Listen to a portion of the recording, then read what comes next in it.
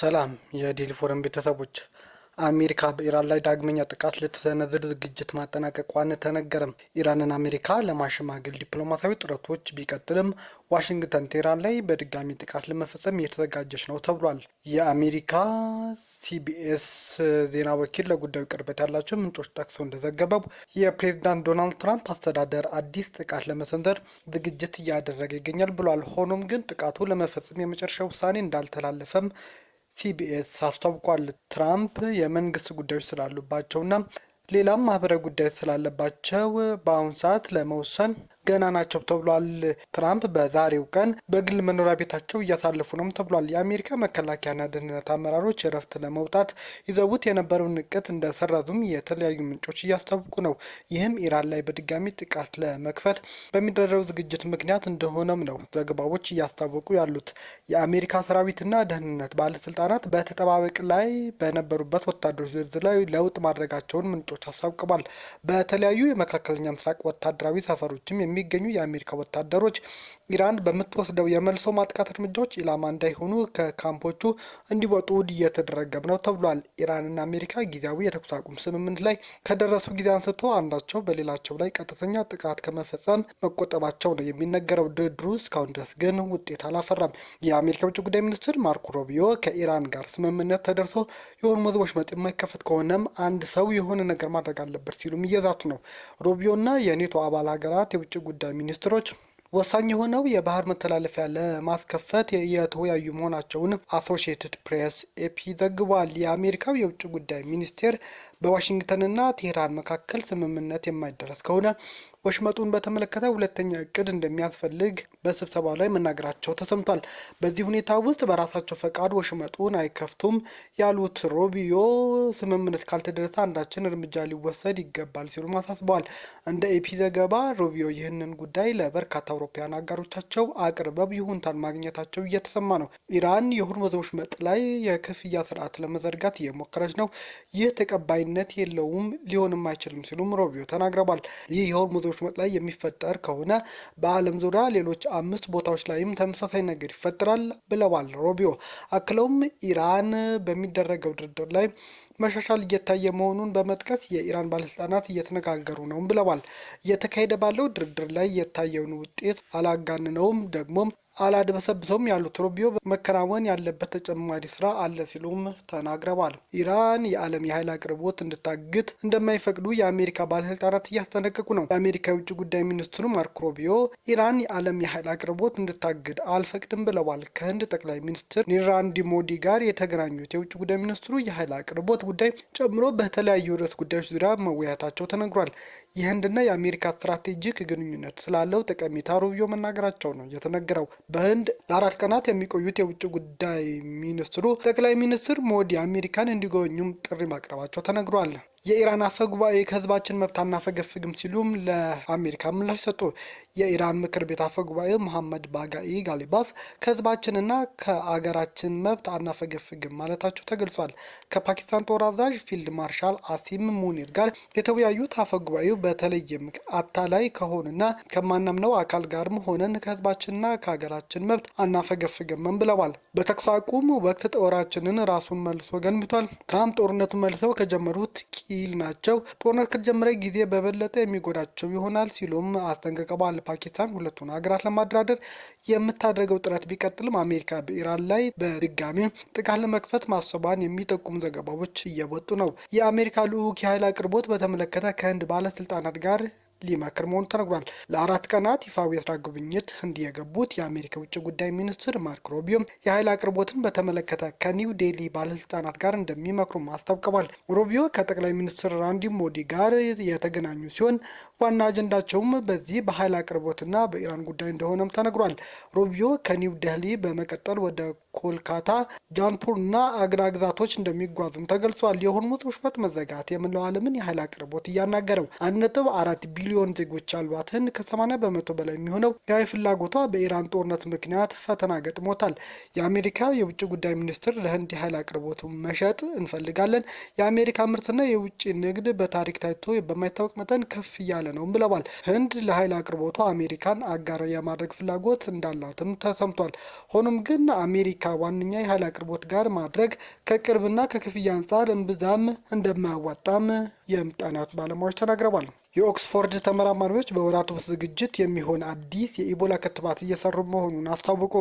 የኦክስፎርድ ዩኒቨርሲቲ ተመራማሪዎች አሁን የተከሰተው የኢቦላ ወረርሽኝን ለማስቆም ጥቅም ላይ የሚውል እንዲሁም በወራት ጊዜ ውስጥ ዝግጁ ሊሆን የሚችል አዲስ ክትባት መስራታቸው እያስታወቁ ነው። ዲሞክራቲክ ሪፐብሊክ ኮንጎ ውስጥ በተከሰተው የኢቦላ ወረርሽኝ 177 ሰዎች የሞቱ ሲሆን በበሽታው የተጠረጠሩ ሰዎች ቁጥር ደግሞ 750 ደርሷል። ቡንዲቦጊዮ በተሰኘውና እምብዛም ባልተለመደ በዚህ የቫይረስ ዝርያ ከሚያዙ ሰዎች ውስጥ 1/3 ህይወታቸው ያልፋል። እስካሁን ድረስም የተረጋገጠ ክትባት አልተገኘለትም።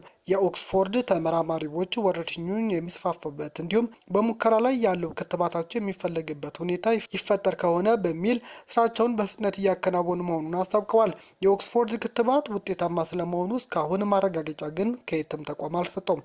መጀመሪያ በእንስሳት ላይ ተሞክሮ ምርምር መደረግ ያለበት ሲሆን እርግጠኛ ለመሆን ደግሞ በሰዎች ላይ መሞከር አለበት።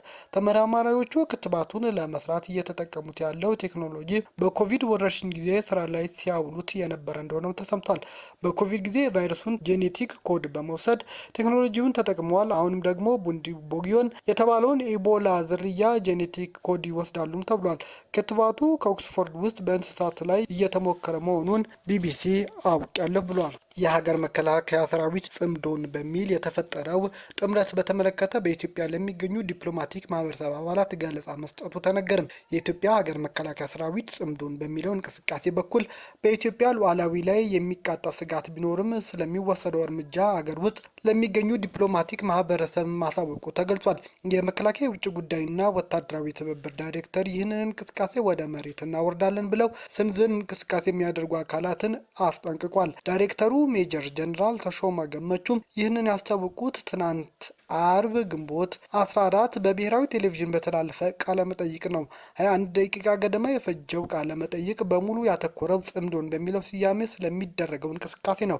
የሜጀር ጀነራል ተሾመ ቃለ መጠይቅ የተላለፈው የተለያዩ የኢትዮጵያ ተቃዋሚዎች እንዲሁም ከሱዳንና ኤርትራ እንደሆነ የተገለጹ ግለሰቦች በሱዳኗ ፖርት ሱዳን ከተማ ስብሰባ አካሂደው እንደነበር የሚያሳይ ቪዲዮ ከተለቀቀ ከቀናት በኋላ ነው። ዝግጅቱ የሚያሳየው ቪዲዮ የተለቀቀው ከኤርትራ መንግስት ጋር ግንኙነት ባለው ሃድሞኒ ቲቪ የተባለ የዩቲዩብ ቻናል ላይም ነው። ከዚህ ቀደም ጽምዶን የሚለው ቃል በህዝባዊ ወያነ ሓርነት ትግራይ ህወሓት አመራሮችና በኤርትራ መካከል ይደረጋል የሚባለው ግንኙነት ለመግለጽ ጥቅም ላይ ይውልም ነበር። እስካሁን ድረስም ሁለቱ ወገኖች በአመራሮች ደረጃ ግንኙነት ስለመፍጠራቸው በይፋ ግን የታወቀ ነገር የለም። በትላንት ቃለመጠይቁ ሜጀር ጀነራል ተሾመ ከቅርብ ጊዜ ወዲህ ጽምዶን የምትባል ነገር የተጀመረበት ሂደት እንዳለ ተጠቅሶ ስለ ጉዳዩም ምንነት ተጠይቀዋል። እንቅስቃሴው ጸረ ሉዓላዊ ሲሉ የገለጹት ሜጀር ጀነራሉ ጫንቃቸውን ለፈርዖን ቀንበር በሰጡ ኢትዮጵያውያን አካላትና በአካባቢው ላይ ባሉ ስብስብ የተፈጠረ ሲሉም ገልጸውታል። መከላከያ ሰራዊት በራሱ ቻናል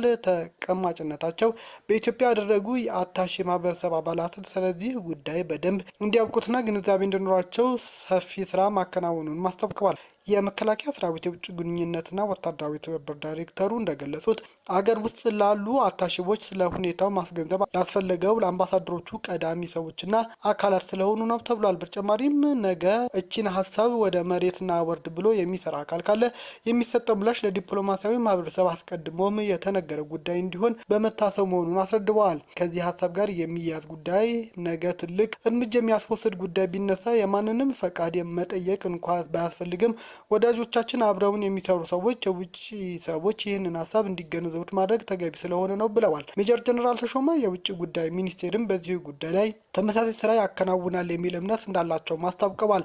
ይህ እንቅስቃሴ ለኢትዮጵያ ሰላምና ደህንነት አስፈላጊ ተደርጎ እንደማይወሰድም የተናገሩት ዳይሬክተሩ ሀሳቡ ለመተግበር የሚደረግ እርምጃ እርምጃን በተመለከተ ግን አስጠንቅቀዋል። የጽምዶ ሀሳብ በተመለከተ ግን ይችን ቅዠት ወደ መሬት እናወርዳለን ብለው ስንዝር እንቅስቃሴ ቢያደርጉ እንደ ሉዓላዊ ሀገር ይሄ ተቋም ደግሞ በመንግስት ግዳጅ እንደተሰጠው ኃላፊነት የኢትዮጵያን ሉዓላዊነት ለማስጠበቅ ስራ እንደሚሰራ አካል ሰም በሳት እንደሚቀልጥ ይቀልጣሉ ሲሉም እነዚህን አካላት አስጠንቅቀዋል። የመከላከያ ሰራዊት ለዲፕሎማቲክ ማህበረሰቡ ገለጻ እንደሰጠ የገለጸው ጽምዶ ዝግጅት በፖርት ሱዳን የተካሄደው በኢትዮጵያና ሱዳን መካከል የተፈጠረውን ውጥረት ይፋ በወጣበት ወቅት ነው። ባለፈው ሚያዝያ ላይ በጀነራል አብዱልፈታህ አልቡርሃን የሚመራው የሱዳን ጦር ከኢትዮጵያ የተነሱ የተባበሩት አረብ ኤሚሬት ድሮኖች ግዛት ውስጥ ጥቃት መፈጸማቸው መግለጹ ይታወሳል። ይህን ክስ መሰረተ ቢስ በማለት ያጣጣለችው ኢትዮጵያ በበኩሏ ሱዳን ለተለያዩ ጸረ ኢትዮጵያ ኃይሎች ማዕከል ሆና እያገለገለች መሆኑን በማንሳት በተደጋጋሚም ትከሳለች።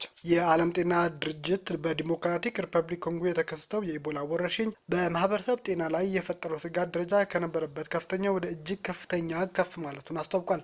የዓለም ጤና ድርጅት ዋና ዳይሬክተር ዶክተር ቴድሮስ አድሃኖም አርብ ዕለት በሰጡት መግለጫ ወረርሽኙ በሰፊው የአፍሪካ ቀጠና ላይ የፈጠረው ስጋት ከፍተኛ እንደሆነም ገልጸዋል። በዓለም አቀፍ ደረጃም ሲታይ ግን የስፋቱ ደረጃ አሁንም ዝቅተኛ መሆኑን አስታውቀዋል። አሁን ኮንጎ ውስጥ የተከሰተው ቡንዲ ቦጊዮም በተባለው ያልተለመደ ኢቦላ ዝርያ ነው። ከያዛቸው ሰዎች ውስጥ 1/3 የሚገድል ይህ ዝርያ እስካሁን የተረጋገጠ ክትባት የለውም ብለዋል። በዲሞክራቲክ ሪፐብሊክ ኮንጎ በተነሳ ወረርሽኝ እስካሁን ተይዘው እንደሞቱ የተጠረጠሩ ሰዎች 177 አልፈዋል። የዓለም ጤና ድርጅት የበሽታው የስጋት ደረጃ ከፍ ያደረገው በዩናይትድ ኪንግደም የሚገኙ የኦክስፋም ዩኒቨርሲቲ ተመራማሪዎች ከ2 እስከ 3 ወራት ባለው ጊዜ ውስጥ ለሕክምና ሙከራ ሊደርስ የሚችል አዲስ ክትባት እየሰሩ መሆኑን በገለጹበት ወቅት ነው። ተመራማሪዎቹ ክትባቱ የሚሰሩት በኮቪድ ወረርሽኝ ወቅት አስትራዜኒክ የተሰኘውን ክትባት ለማዘጋጀት የተጠቀሙበትን ቴክኖሎጂ ተግባራዊ በማድረግ ነውም ተብሏል። ህንድ ውስጥ የሚገኘው ሴረም ኢንስቲትዩት የተባለ ተቋም የኦክስፎርድ ተመራማሪዎች አስፈላጊውን የሕክምና ግብዓት እንዳቀረበ ክትባቱን በከፍተኛ መጠን ለማዘጋጀት እርግጠኛ መሆኑን አስታውቋል። ከኦክስፎርድ ሌላም የቡንዲ ቦጊዮን ዝርያ ክትባት ምርምር እየተደረገ ነው። ይህኛው ክትባት ለሙከራ ዝግጁ ለመሆኑ ከ6 እስከ 9 ወራት እንደሚወስድም ይጠበቃል። የዓለም ጤና ድርጅት የምርምርና እድገት አማካሪ የሆኑት ዶክተር ቫሲሞርቲ ከቀናት በፊት ይህ ክትባት እጅግ ተስፋ ሰጪ እንደሆነም ተናግረው ነበር። ዛየር ለተባለው የተለመደ የኢቦላ ዝርያ ጥቅም ላይ የሚውለው ኢርቬቦ ክትባት እኩያ እንደሚሆንም ተገልጿል። አርብ ዕለት በጄኔቫ መግለጫ የሰጡት ዶክተር ቴድሮስ አድሃኖም አሁን በሀገር አቀፍ ደረጃ የነበረው የስጋት ምዘና እጅግ ከፍተኛ በቀጠና ደረጃ አድጓል፣ በዓለም አቀፍ ደረጃ ግን ዝቅተኛ ነው ሲሉ አስታውቀዋል። ቤተሰቦቻችን ዜናዎቻችን ከወደዳችሁት ላይክ አድርጉ፣ ለሌሎች ተደራሽ እንዲሆኑ ሼር አድርጉም። አዲስ የሆናችሁ ደግሞ ሰብስክራይብ በማድረግ ቤተሰብ ነው። ሰናይ ጊዜ